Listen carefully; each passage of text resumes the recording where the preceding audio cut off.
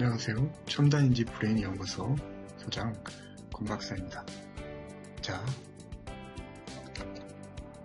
이번 시간에는요, 게임 중독 예방을 위한 가정 양육 코칭에 대해서 설명을 드리도록 하겠습니다. 최근 게임 중독에 노출된 많은 아이들이 있는데요. 어떻게 하면 가정에서 이런 중독을 방지할 수 있는지 차근차근 살펴보도록 하겠습니다. 자, 우선 게임 중독은 크게 두 가지로 나눠집니다. 여기 보시면 급성 중독이 있고요, 만성 중독이 있습니다.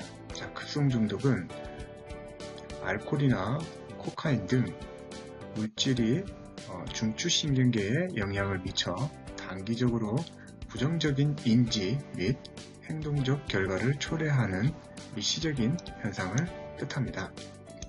자, 급속 중독 같은 경우에는 아직 신경계의 변화가 크게 일어나지는 않고 뭔가 초기 문제를 보인다는 거죠. 예를 들자면 아이들이 게임을 하다가 중지했을 때 어느 정도 폭력성과 그리고 집착하려는 그런 경향성이 만들어진다고 하면 급성 중독이라고 볼 수 있고요. 자, 만성 중독은요, 개인 및 사회적으로 폐에 약간 악영향을 미치는 그런 상태가 되는데도 불구하고요. 그래서 통제력을 잃고 계속적으로 반복을 하는 그런 행동을 말합니다. 예를 들어 학교에 등교를 해야 되는데 이 친구는 학교에 등교하지 않고 게임 PC방을 계속 간다든지, 이렇게 되면 만성 중독이라고 볼 수 있겠습니다. 그러니까 그런 것들은 개인 및 사회적으로 이제 어떻게 보면 해가 되는 걸 분명히 알면서도 계속 가는 거죠. 네, 그렇게 된다는 건 이제 이런 중독 경향으로 만성 중독 경향으로 넘어간다고 볼 수 있습니다. 처음은 어느 정도 화를 낸다든지, 자, 아이들이 예를 들어 1시간 하는데 1시간 게임을 집중하다가 엄마가 그만하라고 했어요. 그런데 아이가 갑자기 화를 버럭 낸다든지, 이런 거는 이제 급성 중독이라고 볼 수 있고요. 그리고 만성 중독은 화내는 건 당연하지만 계속 그래도 엄마가 제재를 함에도 불구하고 계속 하려고 하는 그런 상황이 만들어진다는 거죠. 그렇게 하지 않으면 여러 가지 금단 현상이 나타나는 거죠. 자, 그리고 증상을 보면 이렇게 집착과 의존성, 내성, 그리고 금단 현상, 일탈행동, 학업 성취도 저하, 이렇게 있습니다. 이런 것들은 게임 중독 증상이라고 보실 수 있겠습니다. 자, 이런 거죠. 이제 급성 중독 같은 경우에는 게임을 그만하는데 게임을 그만하라고 하면 어떻게 보면 부모한테 맞서고 대든다, 화를 낸다, 자, 이런 것들. 그리고 집이나 PC방에서 밤새 게임을 한다. 그리고 학교에 가지 않고 게임방으로 등교한다. 컴퓨터가 있는 방을 잠그고 게임하지 못하게 했더니 문을 부숴버린다. 자, 게임을 하지 못하게 했더니 가출을 해 PC방으로 간다. 게임 비용을 마련하기 위해 돈을 훔치는 도벽. 그리고 이웃집에 비용을 전가한다든지 외상을 한다든지, 이런 것들. 그리고 부모님의 신용카드를 이용해서 고가의 게임 아이템을 구매한다. 네, 게임 아이템도 많게는 몇 억까지 하는 것도 있습니다. 네, 그걸 부모님 몰래 어떻게 한다든지, 네, 이런 것들. 그리고 게임을 더 많이 하기 위해 학교를 자퇴한다. 자, 이런 것들은 이제 거의 어떻게 보면 만성 중독으로 가는 그런 성향으로 보고 있고, 이런 1번 정도는 급성 정도가 되면 나머지는 대부분 만성이라고 보시면 되겠습니다. 자, 그렇게 되고요.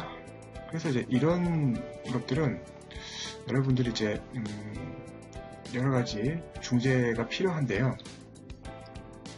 어릴 때부터 이런 게임에 중독되지 않게 습관을 만들어 주셔야 됩니다. 그중 하나는 억제 기능입니다.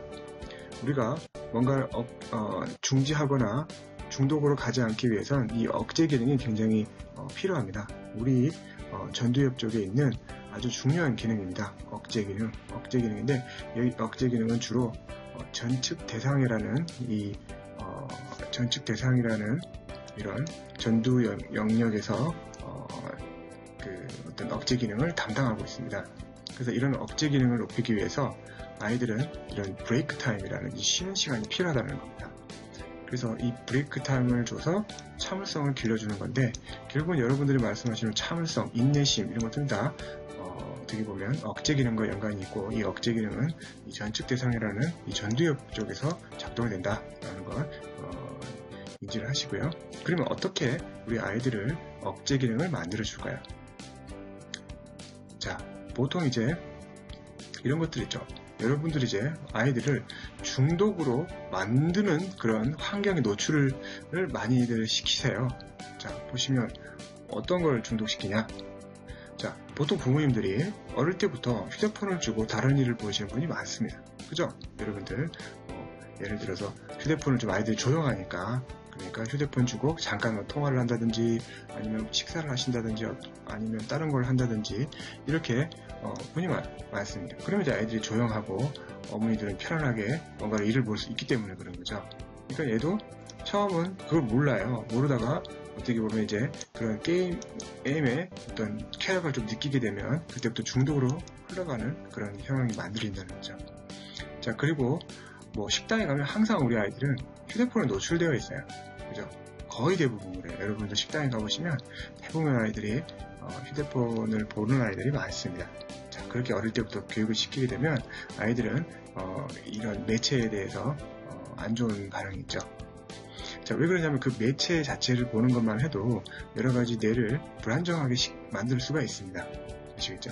그래서 그 불안정한 뇌파를 계속 발생시키기 때문에 쾌감 중추를 더 민감하게 만들어줄 수 있다라는 거 여러분들이 함께하시면 좋겠고요. 그리고 이제 뭐 여러 가지 이제 내용들을 이제 보시면 우리 아이들은 이제 오랫동안 이제 전두 영역의 기능이 잘 사용되지 않으면 이제 감퇴하게 되어 게임에 대한 유혹을 참지 못하게 됩니다. 자, 그러면 이런 부분들은 여러분들이 이제 일반적으로 흔히 나타나는 부분들이죠. 거의 대부분 분들이 이 아이들과의 실랑이에서 게임 중독에 노출되는 아이들이 많아요. 자, 그러면 여러분들이 이제 이런 것들이 있다고 해서 PC 게임을 없애버리고, 그리고 어떻게 보면 가정에서 컴퓨터 테레비를 없애고 그냥 책만 다 갖다 놓고 이런 부분들이 전혀 이렇게 소거시켜 놓고 이제 가정 환경을 만드시는 분도 있어요. 물론 그것도 뭐 나쁜 방법이라고 말하기는 어렵지만 결국 우리 지금 현 사회에서는 이 PC와 그리고 이런 매체에 노출할 수밖에 없는 사회가 됐어요. 그러려면 어떻게든 노출을 시켜야 돼요. 그걸 두절시킨다는 건 오히려 그 문맹에서 퇴화되는 거라고 볼 수 있어요. 아시겠죠? 그렇기 때문에 적절하게 한다는 거죠. 그러니까 억제 기능을 만들어주면서 적절하게 매체에 접근할 수 있는 힘을 길러주셔야 된다는 거죠. 자, 그러면 이제 그런 적절한 걸 어떻게 하냐? 쉬는 시간입니다. 아주 간단합니다. 여러분들은 어떤 아이들과의 약속을 만들어주셔서 그 브레이크 타임이라는 걸 만들어주세요. 브레이크 타임. 예를 들어 게임을 30분 보면 30분 쉬게 한다든지, 게임을 1시간 하면 1시간 쉬게 한다든지, 이런 비율제를 주셔야 됩니다. 자, 이거 굉장히 뭐 1시간 하고 10분 쉬는 건 크게 의미가 없습니다. 아시겠죠? 1시간을 했으면 1시간을 쉬는 겁니다. 쉰다는 건 여러 가지 다른 활동을 할 수 있죠. 책을 읽는다든지 아니면 밖에 나가서 뭔가 노래를 한다든지 매체가 아닌 다른 활동을 하게 하는 겁니다. 아시겠죠? 이렇게 어릴 때부터 교육이 되면 차후엔 이런 조절 능력이 키워져서 이런 전두 기능이 향상이 됩니다. 그리고 나서 그렇게 되면 이 억제가 잘 되기 때문에 중독되는 경향이 사라진다는 거죠. 실제 예로 동물을 예를 들어보면 강아지들 있죠. 강아지들이 이렇게 있어요. 예를 들어서 뭐 이렇게 쭉 이렇게 있는데, 자, 우리 강아지가 음식을 먹어요. 음식을 먹는데 보통 우리가 강아지를 키울 때 음식을 제어시키는 게 있어요. 먹지 마라고 하죠. 그러면 어떻게 됩니까? 이 강아지는 억제를 합니다. 먹고 싶지만 억제를 하는 거죠. 자, 그럼 먹어 하면 이 친구가 이제 먹게 됩니다. 자, 이렇게 되면 이 강아지들은 어떻게 되냐면 이 전두엽 쪽이 활성화돼서 강아지가 굉장히 똑똑해집니다. 그죠? 자, 이런 것들, 이런 억제 기능은 동물뿐만 아니고 인간한테도 굉장히 중요하다는 거. 그리고 이런 그런 중독 경향을 방지할 수 있다는 거 명심하시면 좋겠고요. 자, 그러면 이렇게 게임 중독에 빠지면 이렇게 자, 배측 전두엽, 안아전두, 그리고 손의 전측 대상해. 자, 전측 대상에는 억제 기능과 연관이 있다. 자, 이런 것들이 감소가 되어버린다는 거. 그리고 결국 이런 것들은 이제 실행 기능이라고 있습니다. 실행 기능, 억제 기능에서 실행 기능의 한 부분인데 이런 부분들이 손상이 되어버립니다.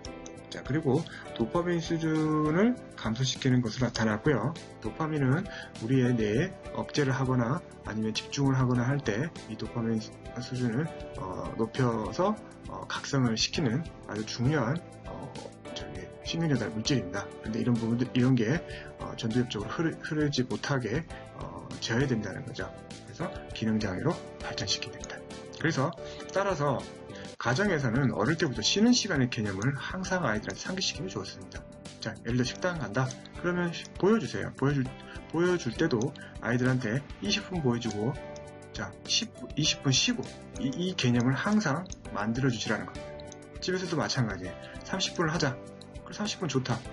30분 하고 30분은 쉬어야 된다는 거에 대한 아이들의 원칙을 항상 만들어주시고, 그리고 마찬가지죠. 본인이 할 걸 다 하고 숙제나 이런 걸 다 하고 30분 게임을 하고 그리고 30분 쉬게 하고.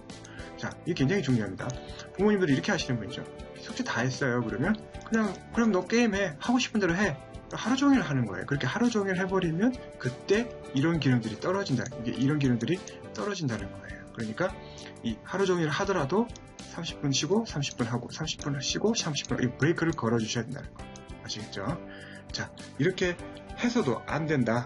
자, 안 된다고 하면 벌써 만성으로 간 겁니다. 그렇게 될 때는 전문 센터로 방문하셔서 전문적인 상담을 받기를 바랍니다.